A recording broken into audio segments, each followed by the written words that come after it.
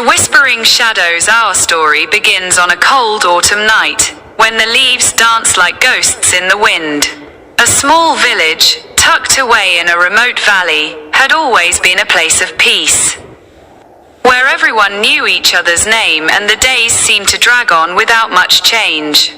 But for the residents of Ravenswood, something was about to shatter that peace forever.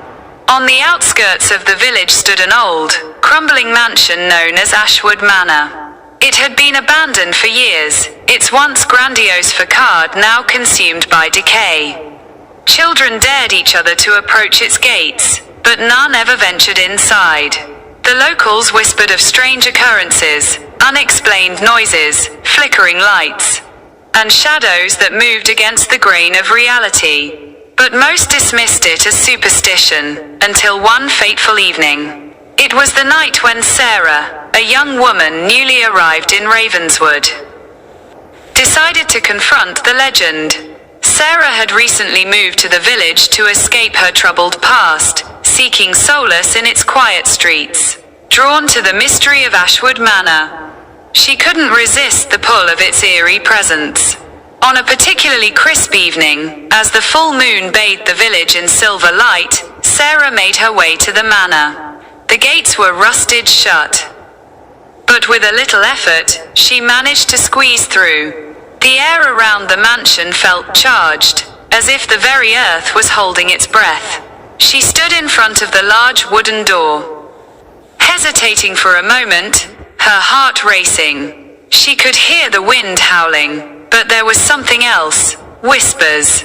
Soft, incomprehensible whispers that seemed to emanate from the walls themselves. As she pushed the door open, a cold draft rushed past her, sending a chill down her spine. Inside, the mansion was a dark labyrinth of decaying rooms. The once lavish interior was now a shadow of its former self, with cobwebs draping the chandeliers and broken furniture scattered across the floors. The silence was deafening, broken only by the occasional creak of the old wood beneath her feet. She wandered deeper into the manor, her flashlight flickering as though struggling to keep the darkness at bay.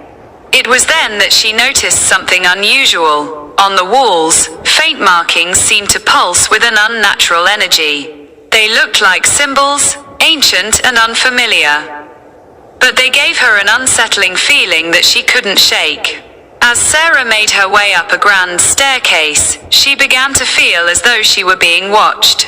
A sense of dread washed over her, and her breath became shallow.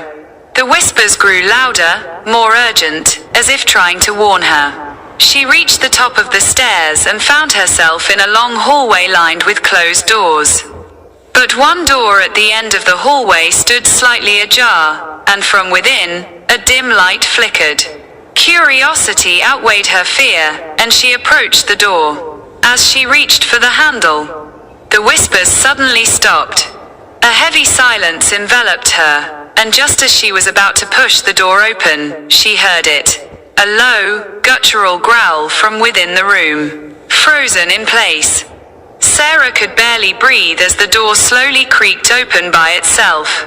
The room beyond was dimly lit, the only source of light coming from a cracked mirror that hung crookedly on the wall. As she stepped inside, the temperature dropped sharply, and she felt an overwhelming sense of unease. Then she saw them. The walls of the room were covered in shadows, but not ordinary shadows. These were thick, moving, shifting as if alive. And in the center of the room, reflected in the mirror, were the eyes.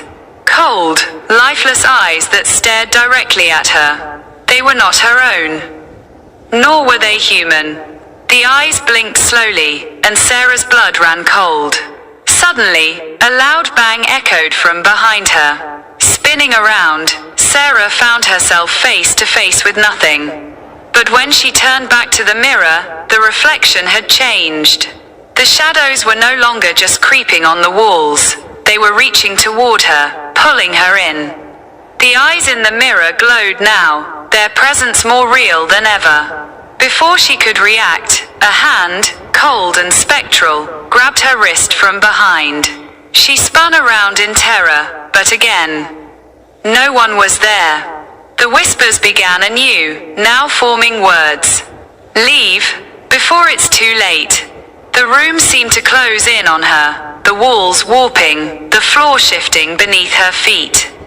The temperature dropped to freezing, and her breath became visible in the air. She tried to run, but the shadows were everywhere, wrapping around her legs, pulling her back toward the mirror. Sarah screamed, but no sound came out. The shadows enveloped her completely, dragging her toward the mirror, which now seemed to pulse with an otherworldly energy. The last thing she saw before everything went black was the reflection of herself in the mirror, her eyes now glowing, cold, and lifeless. The next morning, when the villagers awoke, they noticed something strange. The mansion was quiet, too quiet. Sarah had never returned. Her belongings were found scattered at the gate. But she was gone without a trace. The whispers that had once haunted the halls of Ashwood Manor seemed to have faded, but the legend of the manor was far from over. The villagers said that sometimes, on moonlit nights, you could hear a soft whisper on the wind, beckoning those brave, or foolish, enough to enter. And on rare occasions, if you stood close enough to the mirror in Ashwood Manor, you could see two sets of eyes staring back at you. One set human, the other something far darker, something that had been waiting for someone like Sarah to come and join it in the shadows. And so the story of Ashwood Manor continued, our tale of terror that would never be forgotten. The mansion stood in silence, its cursed halls waiting for the next soul to wander too close, to be swallowed by the shadows, and to become part of its dark, endless history. Some say the walls of Ashwood Manor are always whispering, always waiting for the next one to hear their call. And as the village of Ravenswood sleeps, the eyes in the mirror remain, ever watchful, ever hungry.